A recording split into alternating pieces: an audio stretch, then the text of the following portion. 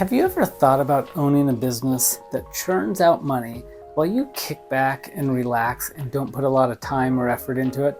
Sounds like the ultimate dream, and it sounds like a lot of courses that are being sold online about buying an absentee business with no money down. However, as good as that sounds, the reality isn't always so simple, especially for those who are new to business ownership. Imagine owning a shop where you don't have to be there every single day. Sounds good, right? But here's the catch. If you don't have a strong team and a solid plan, you might just end up with not an absentee owner business, but a business that has absentee profits. And yes, that means little to no money coming in from a profit standpoint. Hi, I'm Trent Lee.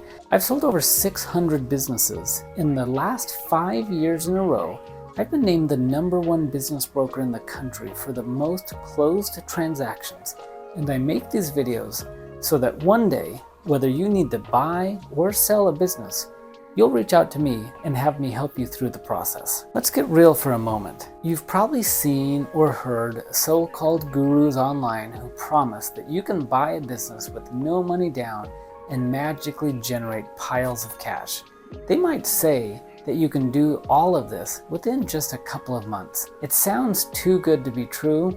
Well, that's because it usually is. Now, keep in mind, there are always exceptions to the rule.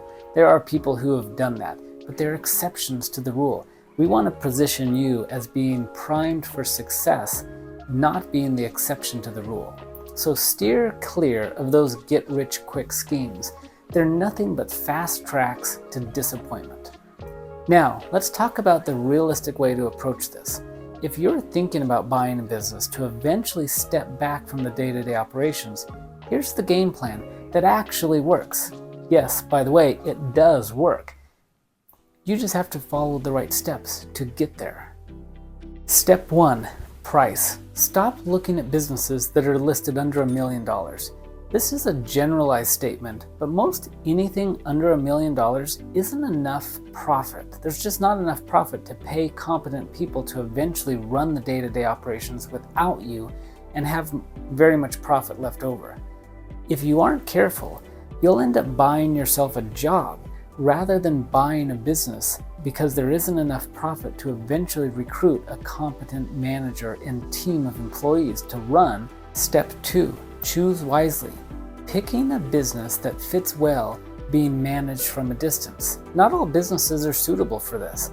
This also means that you need to pick an industry that you either have direct experience in or one that you can quickly learn.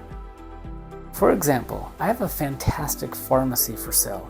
If you have absolutely no experience in this industry, you don't even know the regulations, you don't know how to navigate the insurance, Medicaid, Medicare, all of that type of stuff, this probably isn't for you. On the other hand, I have a great home healthcare business that is in escrow right now with a buyer who has no direct industry experience, but he has plenty of experience managing people, staff, customer service.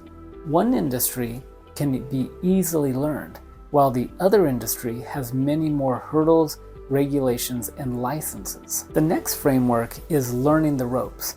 Dive into the business full-time at the beginning.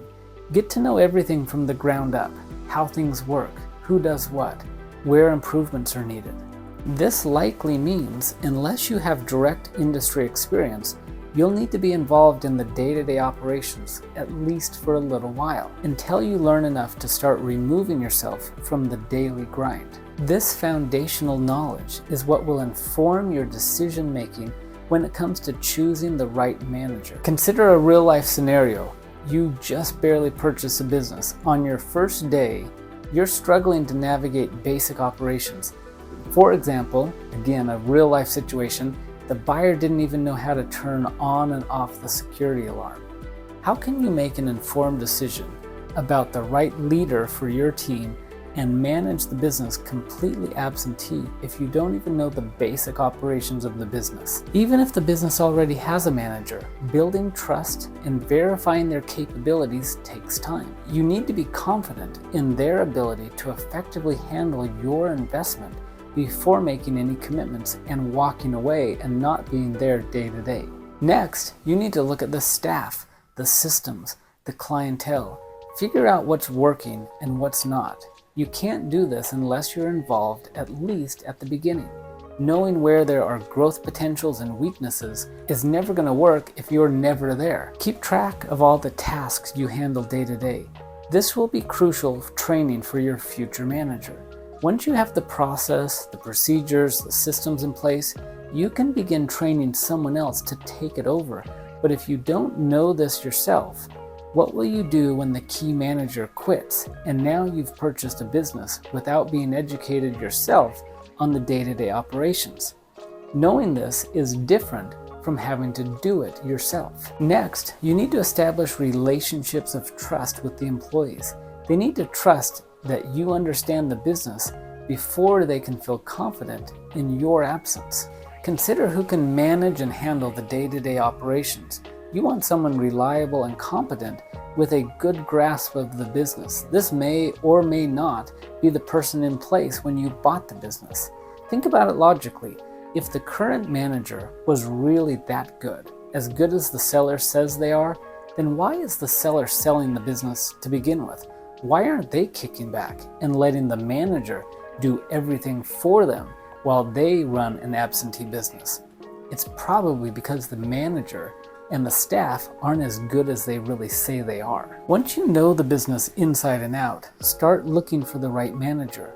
Work closely with them for 3 to 6 months to ensure they're up to speed. How are you going to keep the manager motivated and incentivized while you're gone? I've seen most successful absentee business owners put bonuses or profit sharing in place that aligns with the profitability and benchmark goals of the overall business. You have to align your goals with the manager's goals. Otherwise, absentee ownership drifts into the domain of dwindling dividends. Next, set up systems for regular updates and checks. These are often considered KPIs. You should be in the loop even if you're not on site. I know many absentee business owners. While they may not be there physically, they're checking in daily. They're watching the key metrics known as KPIs that focus on the lead measures of the business, not just the lag measures of the business. They manage the business by forward-looking forecasting using key metrics that only look backwards at historical performance and financials. Finally, always oversee the finances. This is non-negotiable. Building a business that eventually runs without your daily input is definitely achievable, but it requires effort, solid understanding of the business, and the right team and people in place. Done right, it can be incredibly rewarding. Just remember, like most things in life, it takes time, it takes planning, it takes a little bit of elbow grease, but it can be done, and it's being done all over the country every day. It just takes a little bit of time and effort in the front end to build something that can be sustainable for you to be absentee or semi-absentee in the long run. If you found this video helpful, consider subscribing. Look forward to seeing you in more videos. Thanks.